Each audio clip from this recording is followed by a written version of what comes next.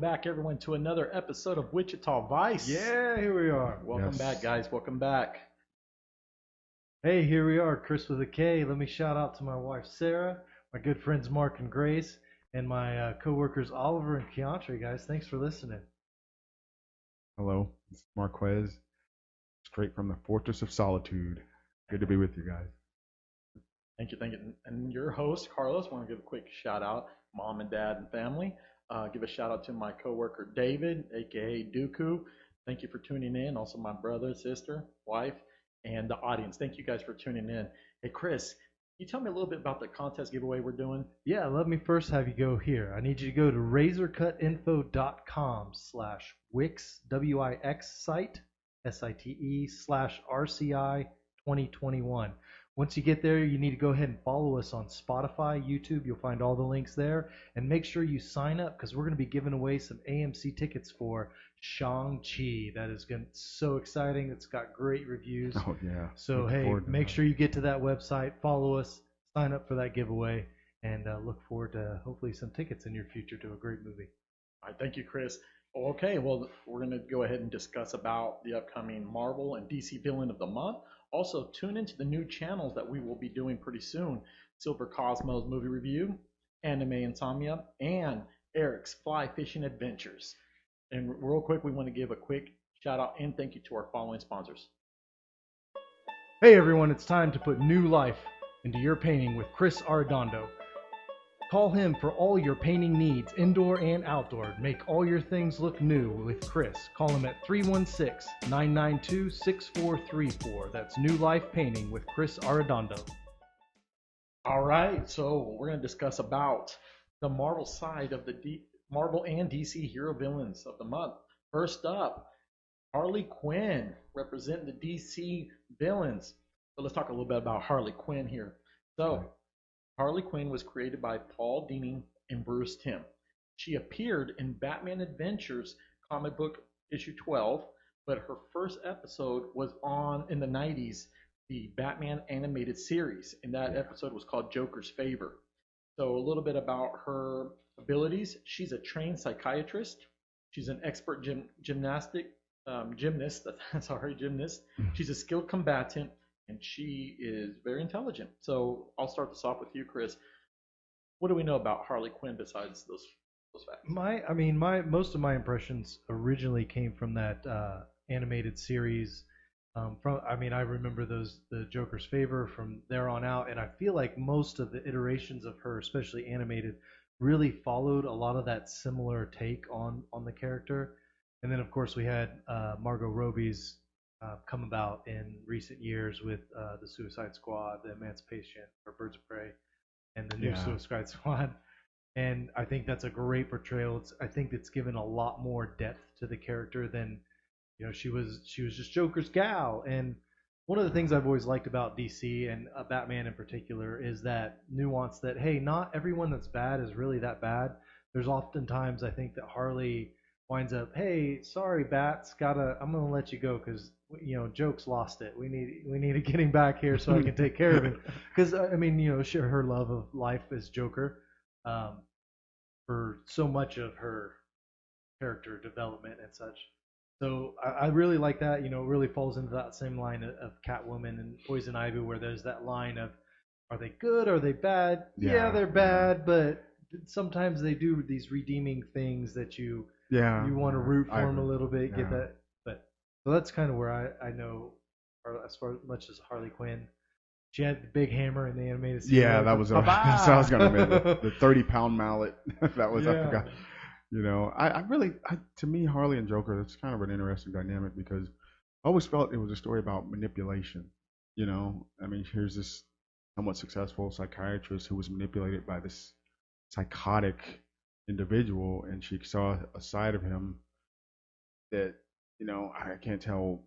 It depends, like we were talking earlier about where the writers want to go with it. But honestly, it seems like what I always thought was interesting about the character was that she embraced the madness. She didn't, it was like the Joker was pushing or taunting her, and she finally just, hey, you know what, this is me now, and that's what I always thought was interesting about. It seems like she almost grabbed a freedom in that craziness. Yeah. In that. It was almost like, something she's never experienced, because most people who go to school they're very, very structured.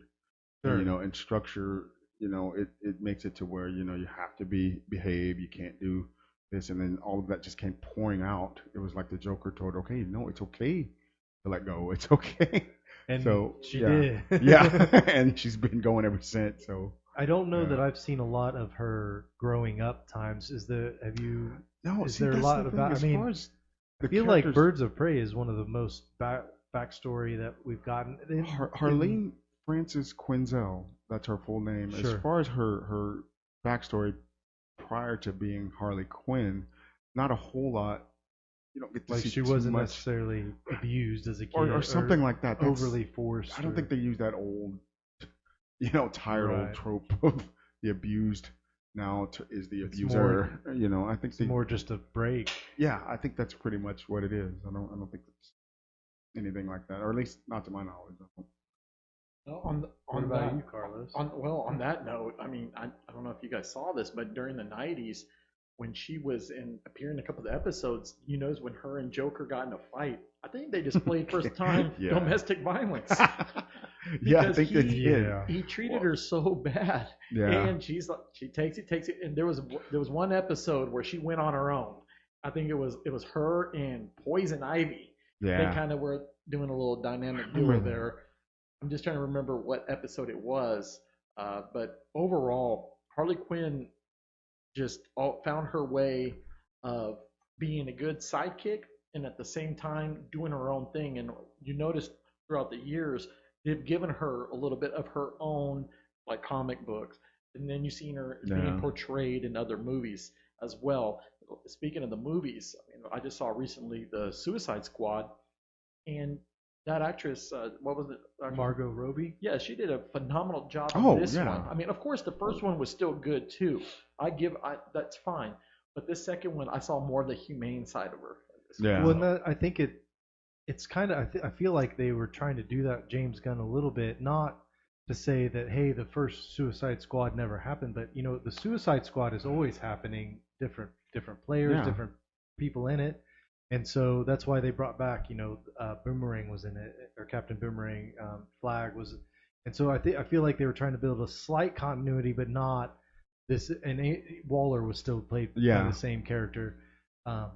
So, and I think that there's definitely with Harley Quinn's growth in that character through the two Suicide Squads and the intermediary Birds of Prey was pretty much larger than I've seen a lot in any of the animated series, and I'm not sure outside of maybe her own focused comic book runs that you've seen. She's just been that side. If I'm not mistaken, it wasn't Birds of Prey portrayed in the show Arrow. Yeah, I believe so. Black They didn't Canary. have her in that. though. Harley Quinn was not in the Arrowverse, but Well, because they Joker and Harley aren't Yeah. in the well, they kind of the dynamic. Batwoman. They start bringing Yeah. in the Joker, Huntress, Black Canary, and I think honestly in the Arrowverse, I think Green Arrow kind of filled the role of Batman. Yeah. He's basically Batman with a bow and arrow. And so Have you watched any of the Batwoman, which is part of the a Arrowverse? little bit. I got into all the first- Arrowverse shows, Legends, Flash, Force Arrow. That was my favorite So TV show. The second for a the second long- season that brings in the new version of the Batwoman also brings in their version of Bruce Wayne, which obviously I mean it's like everything has their own version. Titans and Yeah. has their version of Bruce Wayne. And, I would love to see them try to consolidate this in some way, kind of alternate reality universe type thing, because it's all under Warner Brothers. They own Yeah. all of it, But so why not just when bring all it you got to all do in? is throw a few Yeah. cameos into Yeah. a multiverse And- situation and be like, boom. I'm not saying that that's the only way it's done, to have this huge, continuous shared universe. It's not. I'm not saying that's the only way you can do it, but it is a good way to do it, So My fear right now with Harley Quinn is because we've got a great portrayal of her right now with Margot Robbie, and I'm not sure as an actress that she necessarily or an actor that she necessarily wants to continue how much further she wants to continue that role, because all these movies take a long time, Yeah. and when you're devoted to something like that, it takes time from other projects you may want to do. I mean, Yeah. as a famous world famous actor, she may not want to necessarily focus always on Harley Quinn and box herself into that. So hopefully they can get a few more movies and a more greater storyline that maybe in the future, once she's passed the torch on to someone else, they can work something in. So Yeah. I hope to see her come back and portray that role a couple more times in whatever way they can make that happen. Wow. That'd be great. So with her introduction in the Batman series in the '90s, and then going on to being in the games like Arkham Asylum and those Yeah. games, you feel that they did a good job on making her more darker in this, Yeah. in the games, and Well, I always played with her in the games Injustice, Oh, Injustice sure, 2. sure. Yeah, I always thought that just some of the abilities that she had, I think it fit her character. I mean, like you can incorporate the hyenas in the gameplay, the mallet, a lot of the stuff. I mean, the themes that they go with her as a fighter, as a combatant in the character, to me, that it was expertly done. I love playing with the character in the game. In fact, I think I just got her to level 30. To anyone that knows anything about the game, okay. Does that game expand it? So I know some games I don't have Injustice, but I know some games sometimes they'll expand on the lore of the or give an in-depth character profile that's Oh, fairly consistent with. I don't know if you've gotten into if I that does think that at all or.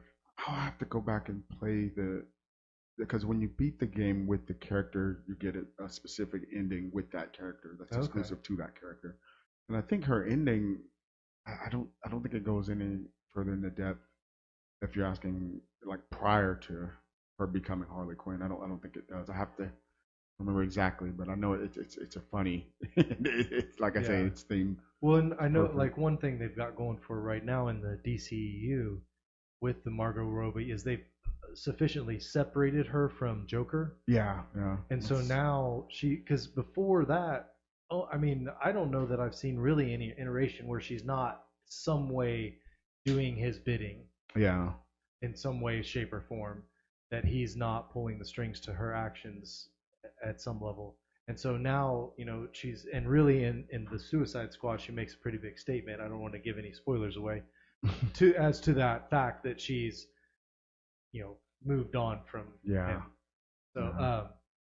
again, they've really made that turn to a corner with that character, I think, into something new that I'd like to hopefully see them push Yeah. through. So now I have a question on that. Okay, so did she overall officially broke away from Joker in the comic books? I'm not too familiar with that. I don't know about the comic books. That's why I was saying in the DCEU in the Because I feel she should movies. do her own, like not having to tag along with anyone.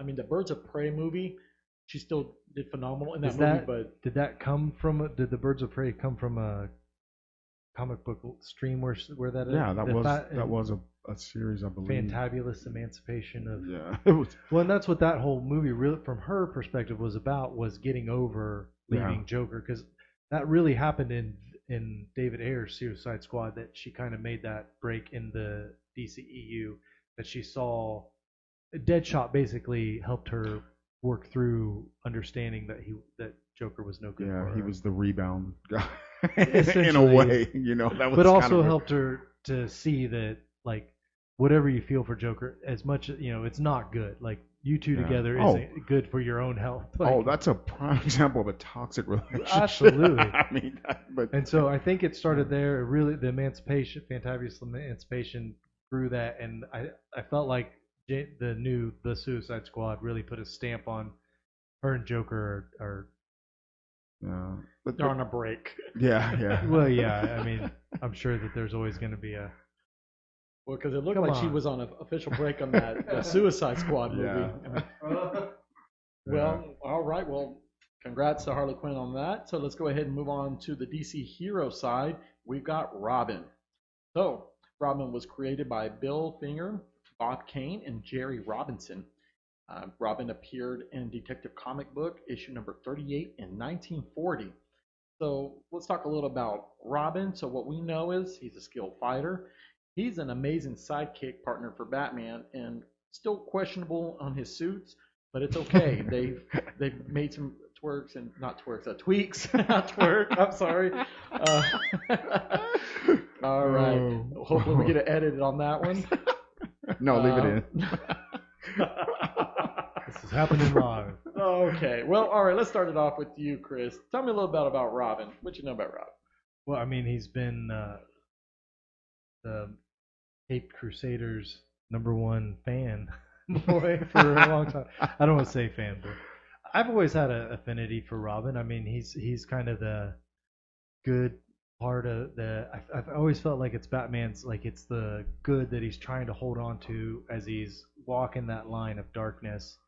And unfortunately for Robin, he gets pulled more closer to the darkness with Batman. It seems in many instances.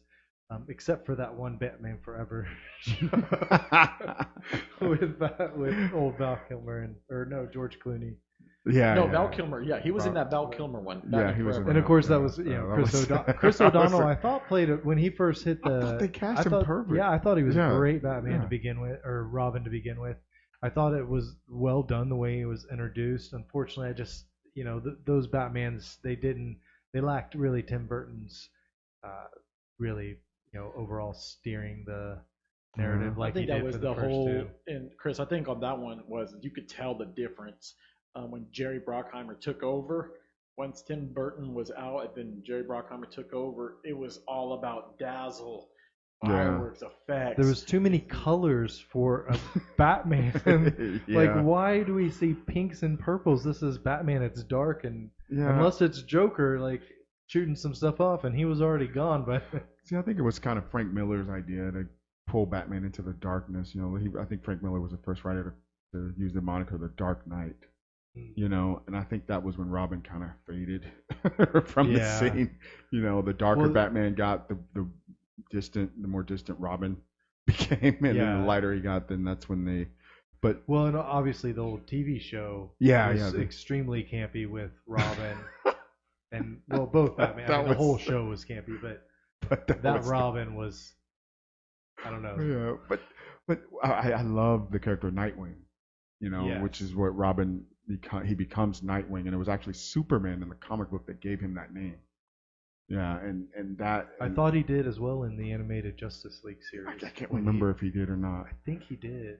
But I thought that was an excellent departure from the sidekick role, and he moved to a new city, Bloodhaven, and he kind of developed his own reputation. And to me, I think that was an excellent progression of the character. Now I'm a little biased because I'm a DC fanboy, but you got to if you look at it from Robin's perspective, he didn't like being in Batman's shadow after a while, and that's all a part of growing up.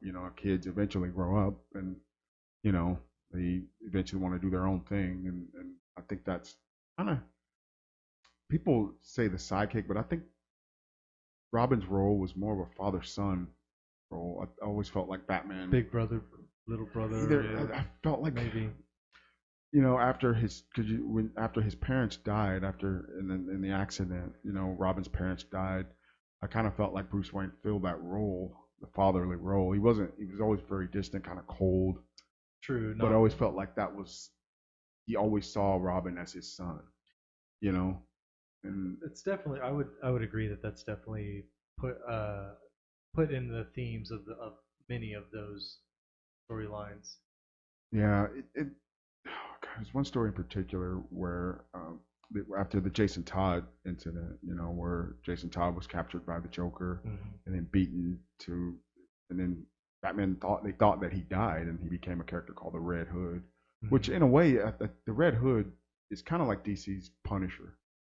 He's the anti-gun wielding psychotic He's willing anti-hero. to take that next step that Batman wouldn't do. Yeah, to put the bad guys down for good. Exactly, and I always felt like Dick Grayson Robin confronting the Red Hood would be an interesting dynamic. Those two characters coming together, either to fight each other or to work alongside each other. One goes too far, one goes too.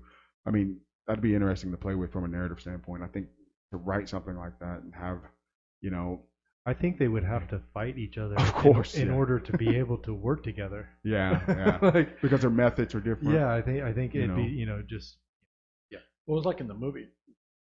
Red Hood was portrayed really well under the Red Hood, the Batman movie, the animated movie. Yeah. And watching Red Hood and Batman fight each other because they knows the fighting style, and watching Robin grow up through the years, him being able to learn a lot from Batman. Because in the original comic books, remember, it wasn't okay. So in the movie, we know that it was in Batman Forever.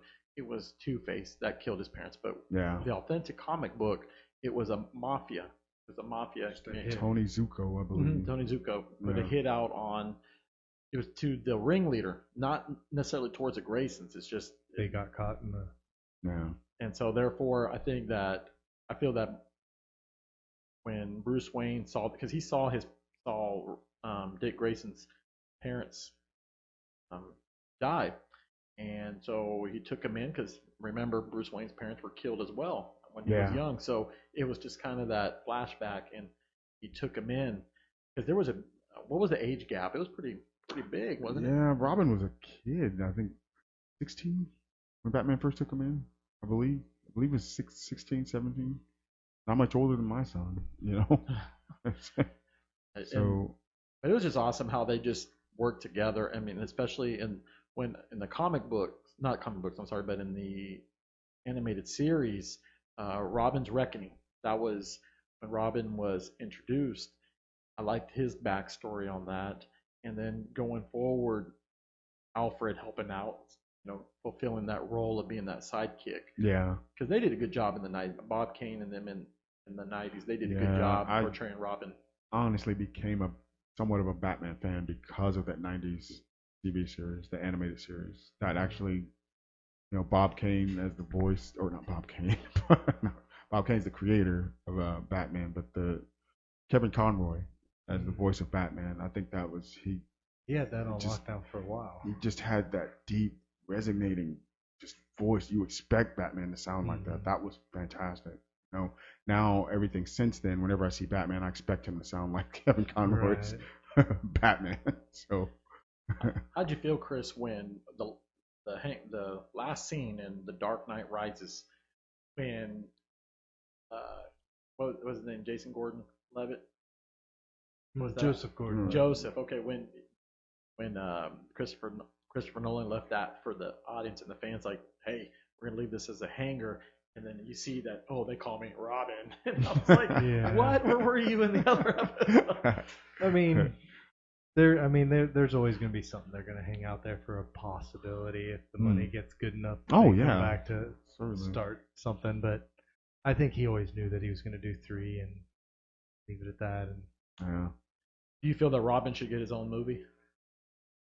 no, I mean he's still a sidekick. Oh, I mean in the overall, he's not he's a street level guy. Even when he becomes Nightwing, I feel like he's still not, because he's always trying to prove himself to get into the Justice League as a night. Once he becomes Nightwing, like to be able to fight with the big boys. So I think it's something, and I think right now, I mean Titans is kind of doing it. Yeah. Which is currently on HBO Max. Yes. Which is really following that that change from Robin to Nightwing, because with Robin, once he's with Batman, I mean that's a moniker he's the ultimate sidekick. He's probably the best known sidekick of any sidekick ever. Oh, yeah, absolutely. I mean Batman and Robin. 100%. You know what I mean? Agree. Like, yeah. That's so I don't think he's there right now. At least maybe if they are able to develop, somehow get a transition into the Nightwing character, maybe but I still see him as more of the street level, more of the ground level guy, not the world / galaxy saving Supermans. Remember that movie, Marquez, that Batman and Robin, when it was Chris O'Donnell, George Clooney, and Alicia Silverstone, when they had the new suits? Yeah. Oh, I thought that Alicia was an Silverstone. awesome trio right there. I will say that's one of the best like when when those guys are all on screen, that like in their new suits, that does look pretty fantastic. And visual in the comic book as yeah. well. In the comic, well, I keep saying the comic book, but in the series, in the animated series, there was a couple episodes too where all three of them were together, and Robin had to be the leader. And I just felt like Batgirl had to follow Robin. I mean, Robin displayed leadership skills as well. Yeah. So He did. I mean, he's sure. I mean, he's technically the leader of the Teen Titans, which is several iterations of cartoon. Yeah. Younger AIM silly cartoons. The Titans TV show, which is a much more mature. Yes, much more mature. Much more mature version, which I really liked. Yeah, I really did.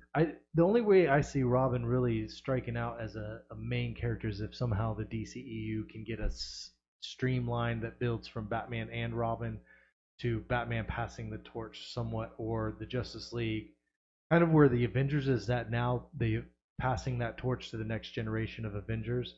Like if they're able to take the Justice League and pass that torch, I could see Batman being like, "I'm too old for this now." So yeah, or something like in an alternate universe, like one where Robin or i.e. Nightwing has come into the fullness of his abilities, and he's really grown into his own.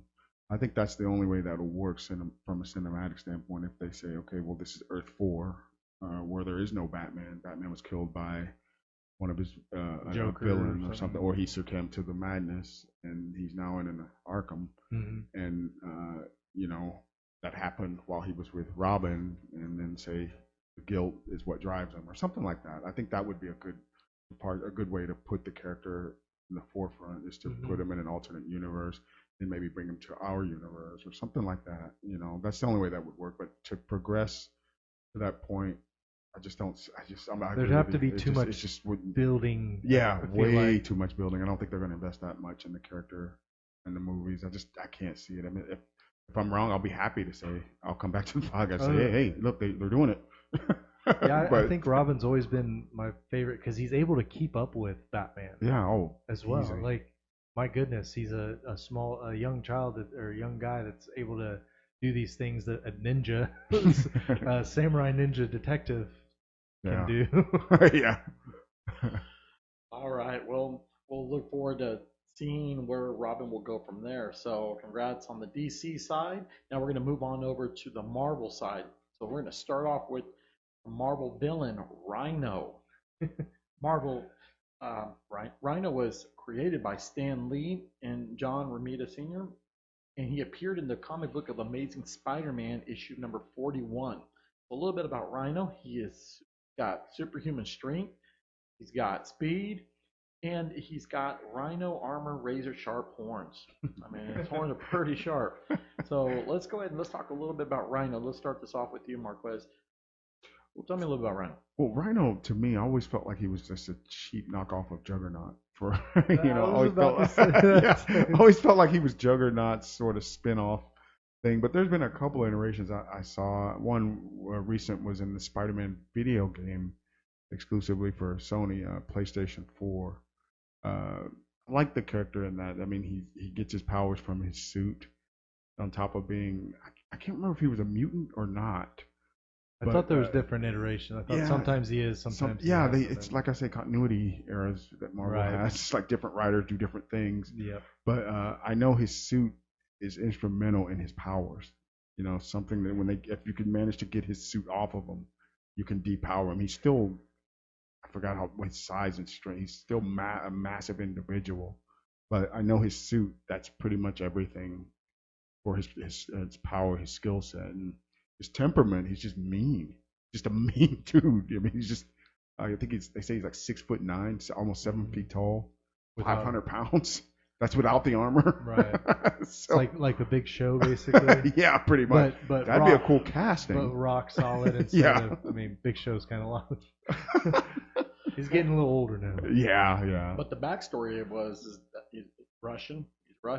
And he was doing all right. I mean, he was doing a little here and there work, and what happened was, if I'm not mistaken, he got with a scientist to enhance his abilities, and so that the skin that he has on, that Rhino suit, it helps him battle extreme temperatures. And also, when he has his run-ins with Spider-Man, he gives Spider-Man a run for his Oh money. yeah. So I know that he went out on his own because he was a hitman. No, not a hitman. He was more of a muscle man or Yeah. Mercenary. mercenary. Did some work for, like, he'd done it for Kingpin because he's part of the Sinister Six. Syndicate, right? Syndicate. Sinister Six. Was it no Crime Syndicate? Syndicate? That's DC. No, I think it was Sinister Syndicate. But overall, he has done work for these people. And what happened was is that, well, I did a little research, and he was married. He also was trying to turn his life around, and the Shield agents of Shield were working with him to get back. But fast forward, he decided, hey, this is not the life for me. Rhino. So put the suit back on. Here we go. Cause mayhem. But Chris, when you watch that movie, The Amazing Spider-Man, remember at the end when Spider-Man was fighting the Rhino? He was in that mechanical suit. Oh yes. Did you feel that they portrayed him pretty well on that? No. I thought it was giving him too much of the robot Yeah, to it. Like it was I feel like he was more of an organic. It's almost like an organic. Yeah. Like it looked like it was actually a skin, like a. You know what I mean? Like, yeah. It's organic. I don't mind cybernetic or mechanized parts within the organic, but just to make it all like mechanized. Sure, the horn would have to be something solid metal type, Yeah, and the movie it looks so clunky and cumbersome. I was like, okay, there's no way he's gonna mount an effective offense against someone as fast or skilled as Spider-Man in that. Agile. It's just you're just not gonna. I kept trying to think, what are they doing here? What's the right? Well, that's probably why they only got a couple of those out. Yeah. But I've always seen. I mean, Rhino. My best knowledge of him is from Amazing Spider-Man and various of the cartoon, the animated versions, and he always was just kind of the hired muscle. Yeah. What do we do, boss? And kind of silly, doing.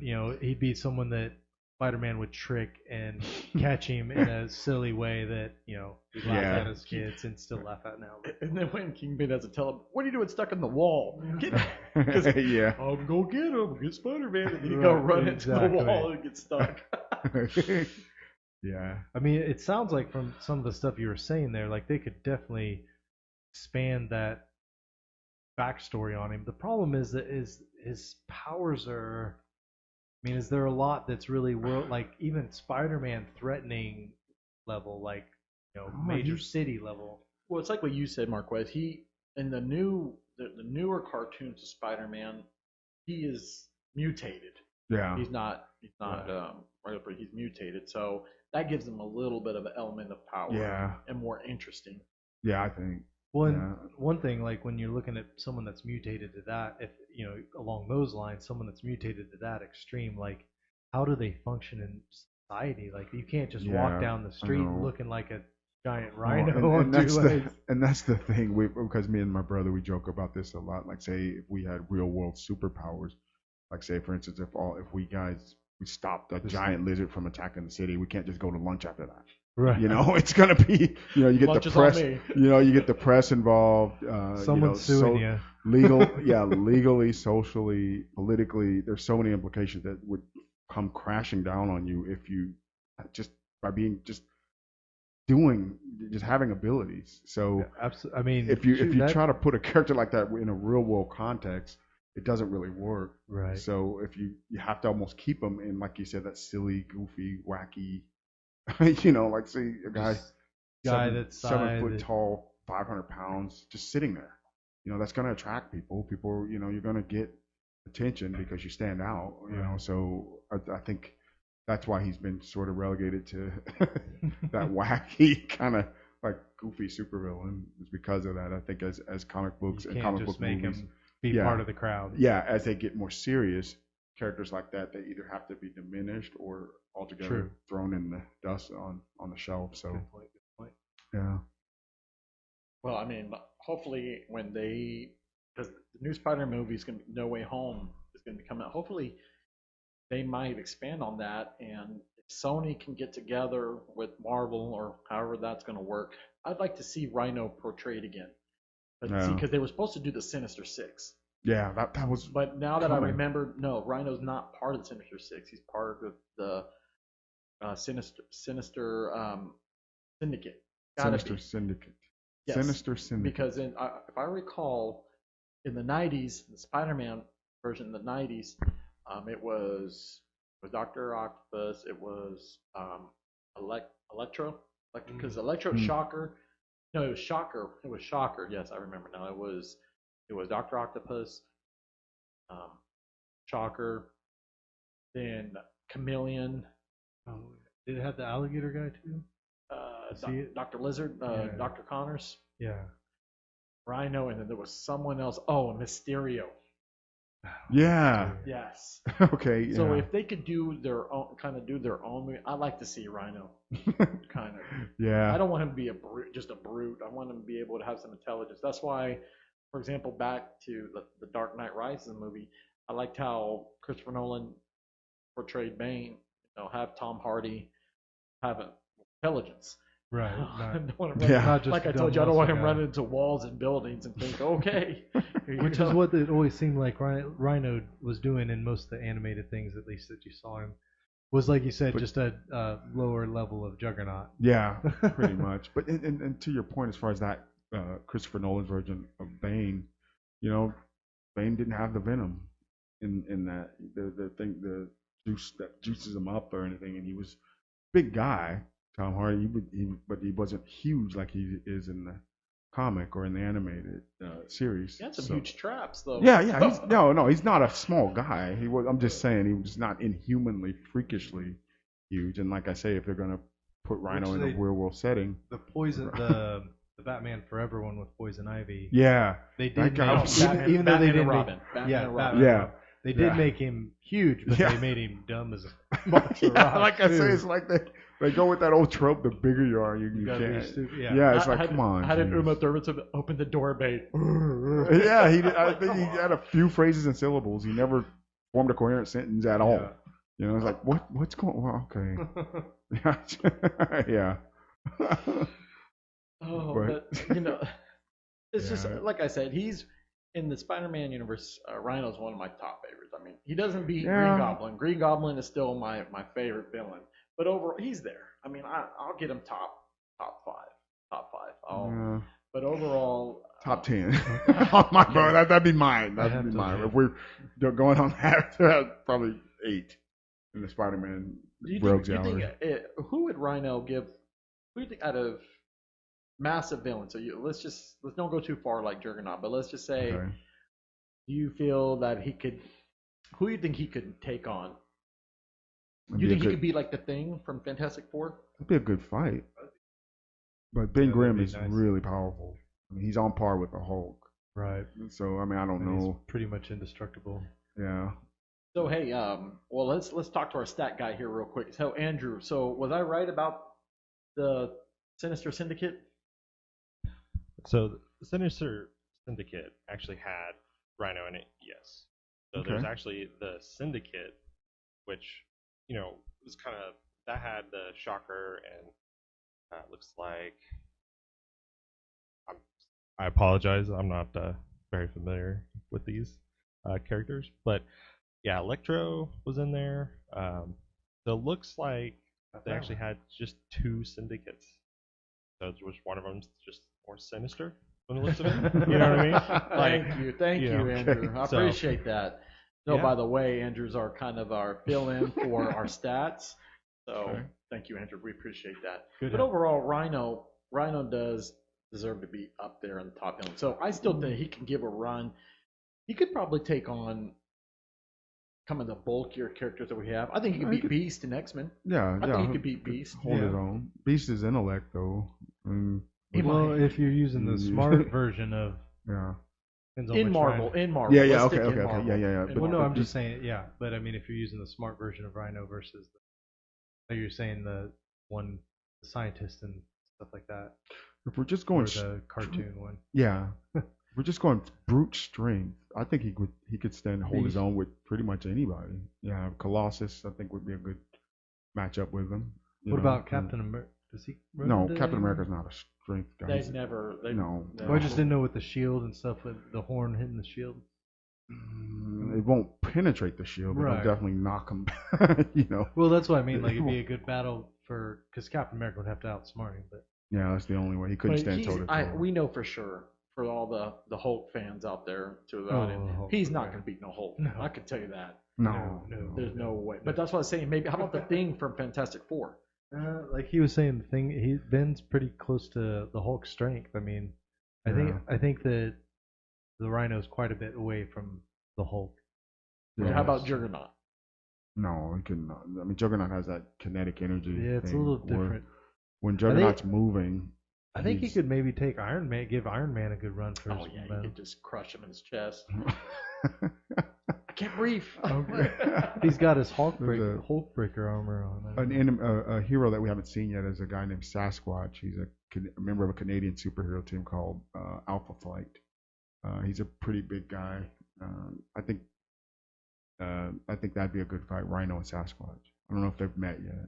That sounds very interesting. Yeah, Sasquatch. Sasquatch. So all the audience there from Canada, I think Yeah. if we we get you in one day. We're gonna get you in. Yeah. I think if we saw a Rhino and a Sasquatch fight, it would be pretty cool. Yeah. The environments are two entirely different. And there goes Rhino right into the wall again. Yeah. That was a good one. All right. Well, hey, so now let's go ahead and move on from Rhino onto the hero. And that guy is Colossus. So Colossus was created by Lynn White and Dave Cockrum, and he appeared in the Giant Size X-Men series, issue 1 of 1975. So a little bit about him. Part of the X-Men. He's from Russia, and his body transforms to steel. And so, Chris, tell me a little bit about Colossus. Well, I actually don't know a whole lot about him. He's always been just kind of the side piece in the X-Men. It feels like just when they need, a storyline or something. I feel like he's been more prominent as the X-Men has continued. The universe has continued in movies and even in the animation. But it's still, to me, at least my experiences with it is always a little bit on the side. He was in the Deadpool 2, which was a great portrayal, I thought. But it didn't give a whole lot of much extra to his character. He was more like the comic relief. Yeah, that big wacky. I mean, again, silly misunderstanding yeah. phrases. Like it's almost a overdone Yeah, it is. language trope that they try to do, accents and stuff. He must have been a good housemaid because in the Deadpool movies, nobody else was home except him. So Professor X showed him no respect. I mean, he's a big guy here, turned into steel, and who opens the door? It's Colossus. But he always seems stronger than he's been portrayed recently. I feel like he can withstand and do more than he's really given credit most of the time for. Honestly, the character. I mean, Colossus was the character that got me interested in X-Men comics. He's I think 250 pounds when he's in his human form, and I think he like doubles that, like 500 pounds when he's in his armored up form. It's called organic. They say he transforms into organic steel, and he has no known weakness. I think the only weaknesses he has is the anti-metal called vibranium, which at the time when I was reading X-Men, that's what it was called. Vibranium was called the anti-metal. So yeah, he's weak to vibranium, and other people that are on par with him, like Juggernaut and the Thing and stuff like that, Hulk. I think you're right. He has withstood blows and shrugged off blows from much more powerful people than him. Well, I feel like even like almost galactic level threats like Apocalypse and stuff like that he's withstood. I mean, he got beat down, but he took some punches type of deal. I think trying to help give some other guys time, I feel like, at different times. You remember in that cartoon in the 90s, the X-Men series, when he was introduced, Wolverine tried to fight him. Yeah. And he just kind of flew Wolverine around. Boing, boing, And then when he took on Juggernaut, again, that's my favorite episode in that whole X-Men series is when Yeah. Colossus was introduced, because he was misunderstood Yeah. and he was framed for something that he didn't do, and therefore they saw good in him at the end. And that's the only part I didn't like about it, is they say, "Hey, come join the team." Oh, no, thank you. I'm going to kind of do my own thing. Yeah, and I feel like they because the animated series in the early '90s wasn't a true literal translation of the comic. Sure. That sort of it It created had a two great theme song. Yeah, it did, but it created two sets of fans. Because I always thought, like, when after it's like you're right, Carlos. When he left, I was like, wait, he's a major. I mean, usually when you think of the X-Men, the first character that comes to mind is Wolverine. But for me, it was Colossus. That's why that was such a letdown. At the end of it, I was like, what? No, and we never saw the character again. I mean, in the series, he was like, what? So yeah, he was always my favorite X-Men, Colossus. I think it'd be one of the really good characters that they could start if they were going to try to start a new age of X-Men in the cinematic world, be a great character to start it with, or have their standalone building into it, because really most of the X-Men that come in as older teens or grown adults have come from these different backgrounds. I think he's one that would be a great one. I know they've tried some stuff with Gambit. That'd be another great one. But some of these other guys, they haven't really hit. I mean, Wolverine's, man, it's almost like doing another Batman origin, or Spider-Man. Like, at this we point, know how this happened. At least at this point. And give it 10 years, Hugh Jackman's retired from acting, and we can move on with some new stuff. But, I don't know. Well, I'm glad you brought that up, because it has already been confirmed that Marvel's going to introduce in the next phase. Well, it's starting off with the Eternals. Yeah. They will introduce the X-Men. But from what sources that I've heard that they're not going to do a full-blown X-Men of characters. What they're going to do is slowly introduce newer characters going in. Kevin Feige did mention, he's the president of Marvel, mentioned that they're going to bring in characters that don't get a lot of screen time, or maybe that some people that have not been introduced yet. So they're going to gradually make their way. But I would like to see Colossus, maybe like if they did a sequel. You remember, actually speaking of sequel, remember in the X-Men movies when Bryan Singer did them? Colossus appeared in X-Men 2. Yes, he did. X-Men 2 United. I remember that. Yeah. And then in that was a good one. I like that one. When they redid the X-Men and they did Days of Future Past, he was in there as well. So Colossus has been there, but I do agree with you, when they start reintroducing the X-Men, I'd like to see Colossus. Yeah, that's make an appearance. Yeah, I'd love to see him do it as like, hey, we have this established X-Men school that Cyclops and Jean Grey teach at, and they're just side people, and now we're talking about these kids that are developing into the new. I'd love to see something on the new X-Men like that, like actual the trainings, and I mean that would be, I think, probably more of a TV series type thing. Yeah, instead of a movie. That'd just be so fun to me. Can you imagine Colossus being the gym teacher? It's time to do weights today. Yeah, jeez, yeah. No, I'd like to see him as one of the kids, man. Oh, I think grow into like the Colossus that we know. You're dealing with a new country, a new group of people, and plus all these powers, and as you're a teenager growing, trying to learn, you could go. Do you know if he's affiliated with any villains? Has he run-ins besides Juggernaut? His brother, Mikhail Rasputin, he's a very powerful evil mutant. But as far as like any other affiliation, I don't think he's. Besides Juggernaut, I mean Juggernaut is. That's usually nemesis. Who they usually. Yeah, and I love when they clash. That's really cool. I think when World War Hulk broke out, I think he did tangle with the Hulk briefly. I think the Hulk twisted his arms while it was in steel form or something like that. Right, I have to go back and it and held it, still broke it. Yeah, and then Colossus was like, wow, But he'll WD-40. yeah. I think that did happen. So. All right, so we'll continue to see where he's going, but guys, that was pretty much the conclusion of the Marvel and DC Hero Villains of the Month. So congrats to them. We look forward to seeing on the next episode. Well, I'll give you guys a sneak peek for everyone.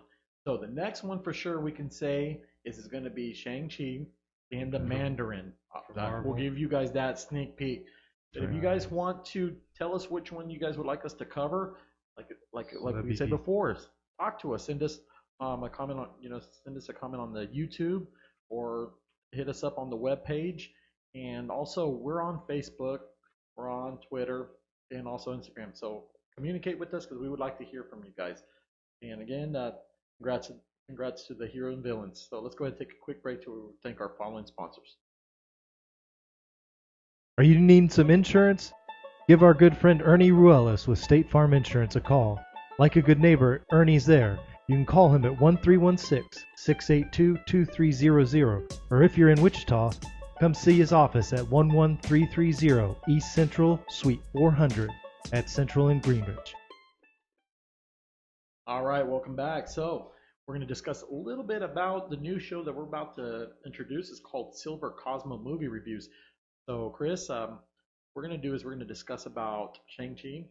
We're going to talk a little bit about that after the movie comes out, and also we're going to introduce a classic movie in every episode we do. So we're going to start off with Chinatown.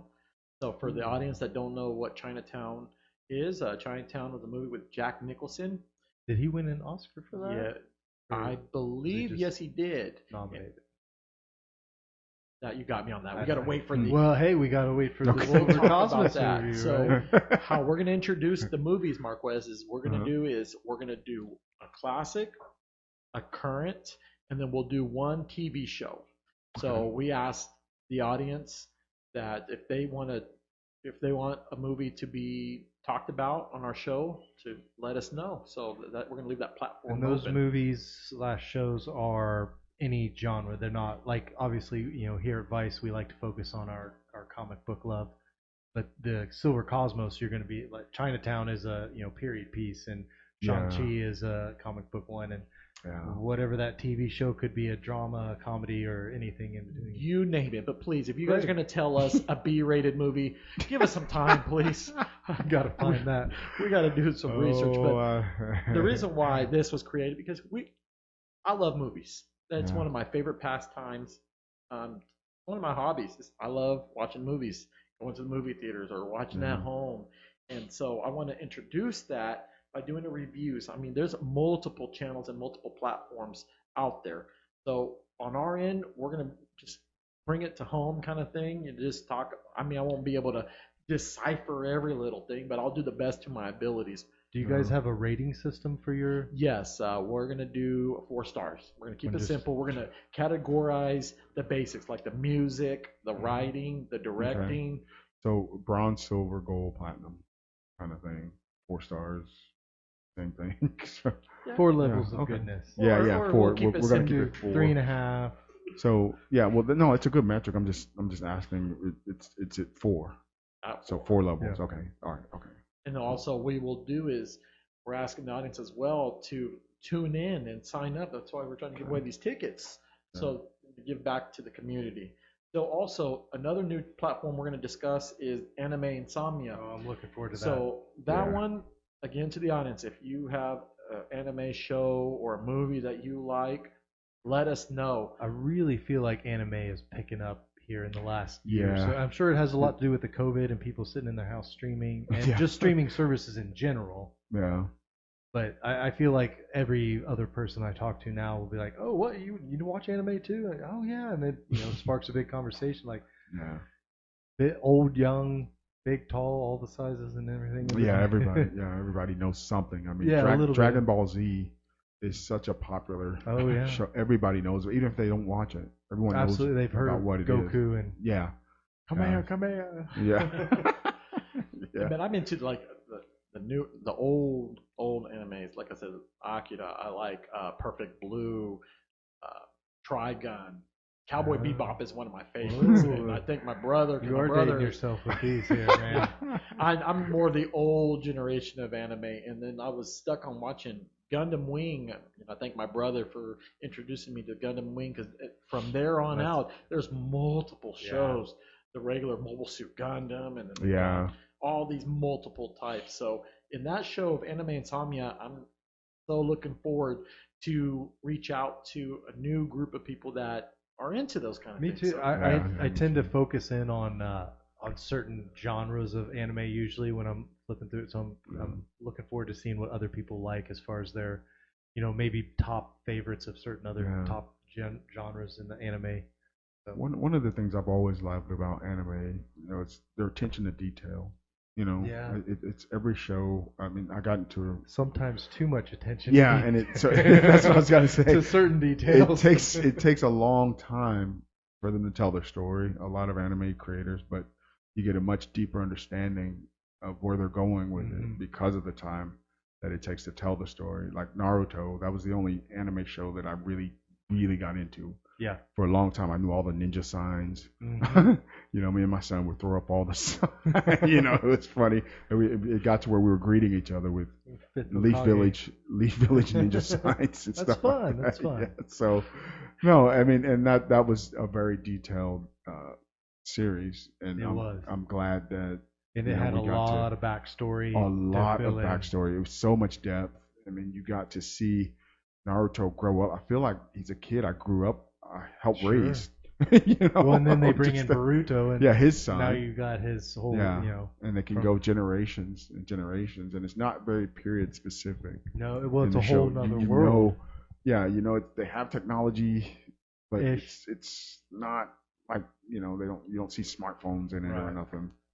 But what shows did you watch, Andrew, growing up, or are you still watching? I'm actually still watching.